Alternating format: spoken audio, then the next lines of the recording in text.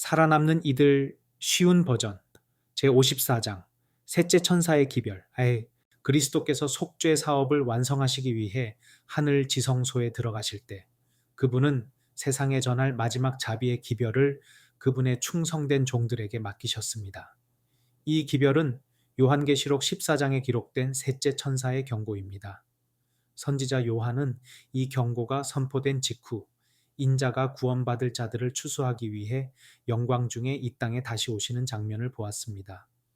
성경에 예언된 대로 그리스도께서 하늘 지성소 사역을 시작한 시점은 1844년, 곧 2300주야 예언 기간이 끝나는 때였습니다. 사도 요한이 한 다음의 말씀은 이때를 가리킵니다. 하늘에 있는 하나님의 성전이 열리니 성전 안에 하나님의 언약궤가 보이더라. 하나님의 언약궤는 성소의 둘째 칸 즉 지성소에 있습니다. 그리스도께서 그곳에 들어가 죄인을 위하여 봉사하실 때 성소의 내부가 열렸고 하나님의 궤가 나타났습니다. 믿음으로 구주께서 중보 사역을 수행하시는 것을 바라보는 자들에게 하나님께서 당신의 위엄과 능력을 드러내셨습니다. 하나님의 영광이 성전을 가득 채우는 가운데 지성소에서 나오는 빛이 땅에 있는 기다리는 하나님의 백성들에게 비추었습니다. 믿음으로 예수를 따르는 사람들은 대제사장이신 예수님께서 성소에서 지성소로 들어가셔서 그들을 위해 자신의 피를 가지고 하나님의 법궤 앞에서 탄원하시는 모습을 보았습니다. 그 법궤 안에는 하나님 아버지의 율법이 있었는데 이는 하나님께서 시내산에서 번개와 천둥 속에서 직접 말씀하시고 손가락으로 석판에 기록하신 율법입니다. 그 계명 중 하나라도 폐지된 것이 없으며 한 글자라도 변한 것이 없습니다. 하나님께서 모세에게 자신의 율법 사본을 주실 때 그 원본은 하늘 지성소에 보관하셨습니다. 율법의 거룩한 가르침을 세심하게 살피며 진리를 탐구하던 사람들은 10계명 중 넷째 계명이 원래대로 보존되어 있음을 발견하게 되었습니다. 안식일을 기억하여 거룩히 지키라. 엿새 동안은 힘써 내 모든 일을 행할 것이나 제7일은 너의 하나님 여호와의 안식일인즉 너나 네 아들이나 내 딸이나 내 남종이나 내 여종이나 내 육축이나 네 문 안에 유하는 객이라도 아무 일도 하지 말라. 이는 엿새 동안에 나 여호와가 하늘과 땅과 바다와 그 가운데 모든 것을 만들고 제7일에 쉬었음이라. 그러므로 나 여호와가 안식일을 복되게 하여 그날을 거룩하게 하였느니라. 성령께서 하나님의 말씀을 연구하는 이들의 마음을 감동시키셨습니다. 그들은 창조주의 안식일을 소홀히 하여 자신도 모르게 넷째 계명을 어겨왔다는 사실을 깨달았습니다. 하나님께서 거룩하게 하신 일곱째 날 대신 주일의 첫째 날을 지키는 이유를 찾아보았지만 성경에서는 넷째 계명이 폐지되었거나 안식일이 변경되었다는 증거를 전혀 발견할 수 없었습니다. 오히려 태초의 제7일을 거룩하게 하신 그 축복은 여전히 유효하다는 것을 알게 되었습니다. 그들은 하나님의 뜻을 알기 위해 노력해왔고 이제 자신들이 하나님의 율법을 어겼다는 사실을 깨달으면서 큰 슬픔을 느꼈습니다. 이에 그들은 즉시 안식일을 거룩하게 지키며 하나님께 대한 충성을 나타내기로 했습니다. 많은 사람이 그 신자들의 믿음을 무너뜨리려 열심히 노력했습니다. 지상의 성소가 하늘 성소의 상징이자 모형이라면 지상의 법궤에 있는 율법이 하늘 성소의 법궤에 있는 율법의 사본이라는 사실은 분명합니다. 따라서 하늘 성소에 관한 진리를 받아들이면 하나님의 율법을 따르고 넷째 계명인 안식일을 지켜야 할 의무를 인정할 수밖에 없었습니다. 하늘 지성소에서 그리스도께서 하시는 봉사와 하나님의 율법이 영원하다는 진리를 깨달은 사람들은 이것이 셋째 천사의 기별에 포함된 진리라는 것을 알게 되었습니다. 천사는 저희는 하나님의 계명과 예수 믿음을 지키는 자니라. 요한계시록 14:11고 선포하였습니다. 이 말씀에 앞서 매우 엄중한 경고가 주어졌습니다. 만일 누구든지 짐승과 그의 우상에게 경배하고 임에나 손에 표를 받으면 그도 하나님의 진노의 포도주를 마시리니 그 진노의 잔에 섞인 것이 없이 부은 포도주라.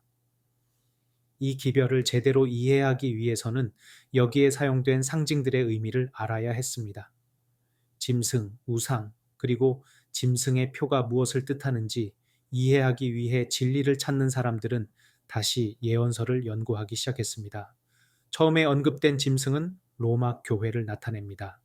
이 교회는 정치적 권력을 이용해 모든 반대자를 처벌할 수 있는 종교 단체입니다.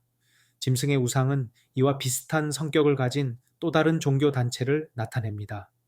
이 우상을 만드는 것은 바로 짐승의 일입니다. 이것은 평화롭게 세워지고 온순한 가치를 주장하는 미국을 명확히 상징합니다. 미국 내에서 로마 교회의 권위를 닮은 우상이 나타날 것입니다. 미국에 있는 교회들이 공통의 신조로 연합하고 국가에 압력을 가해 교회가 그들의 체제를 유지하도록 하는 법령을 발표할 때 개신교 미국은 로마 교회의 권위를 닮은 우상을 세우게 될 것입니다. 그 시기가 오면 참된 교회는 과거 하나님의 백성들이 그랬던 것처럼 박해를 받게 될 것입니다. 양같이 두 뿔 있는 짐승이 명령합니다. 작은 자나 큰 자나 부자나 가난한 자나 자유인이나 종이나 할 것 없이 모두 오른손이나 임의 표를 받게 하고 이 표가 없는 자는 누구도 매매를 못하게 하니 이 표는 곧 짐승의 이름이나 그 이름의 수라. 이것이 셋째 천사가 받지 말라고 경고하는 바로 그 표입니다. 이 표는 첫째 짐승, 즉 로마 교회의 표로 그 권세의 뚜렷한 특징을 나타낼 것입니다.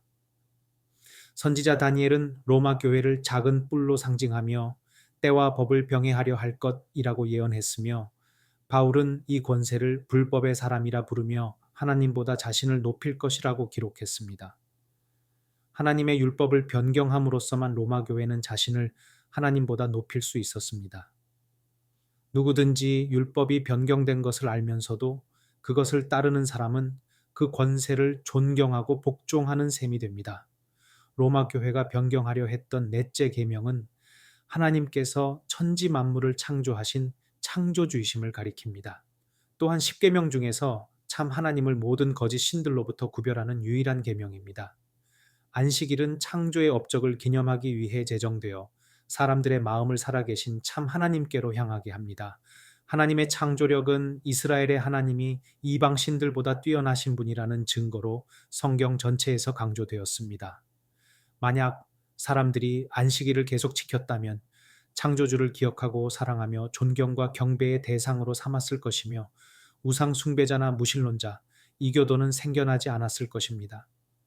하나님이 창조주이심을 나타내는 이 제도는 하나님께서 지으신 모든 만물을 다스리실 수 있다는 정당한 권위의 표시가 됩니다. 안식일의 변경은 로마 교회의 권위의 상징이자 증거입니다. 넷째 계명의 요구를 이해하면서도 참 안식일 대신 거짓 안식일을 지키는 것은 그 명령을 내린 권세에 복종하는 행위입니다. 셋째 천사의 기별에는 지금까지 인류에게 전해진 가장 두려운 경고가 포함되어 있습니다. 자비가 섞이지 않은 하나님의 진노를 불러오는 것은 끔찍한 죄임이 틀림없습니다. 사람들은 이 중대한 문제를 모르고만 있어서는 안 됩니다. 이 경고는 하나님의 형벌이 내리기 전에 온 세상에 전파되어 모든 사람이 이러한 재앙을 받는 이유를 알고 그것을 피할 기회를 주기 위해서입니다. 이 큰 다툼의 결과로 두 무리가 형성될 것입니다. 한 무리는 짐승과 그의 우상에게 경배하고 그 이름의 표를 받는 자들입니다. 셋째 천사가 경고한 무서운 재앙을 스스로에게 불러오는 사람들입니다. 또 다른 무리는 세상과 뚜렷하게 구별되는데 하나님의 계명과 예수 믿음을 지키는 자들입니다. 이것이 바로 셋째 천사의 기별을 받은 사람들 앞에 놓인 중대한 진리였습니다. 이들은 예수의 재림 기별을 처음 전할 때부터 1814년이 지나갈 때까지의 경험을 되새기며 그들이 실망을 겪은 이유를 깨닫게 되었고 다시 희망과 기쁨이 마음에 가득 찼습니다. 성소에서 비치는 빛이 과거와 현재, 미래를 밝혀주었고 하나님께서 한 치의 오차도 없이 섭리로 이들을 인도하셨음을 알게 되었습니다. 이제 이들은 새로운 용기와 굳건한 믿음으로 셋째 천사의 경고의 기별을 전하는 일에 참여하게 되었습니다. 1844년 이후로 셋째 천사의 기별이 예언대로 성취되면서 점차 세상의 이목이 참된 안식일로 집중되었고 하나님의 거룩한 날을 지키러 돌아오는 사람들의 수가 끊임없이 늘어갔습니다.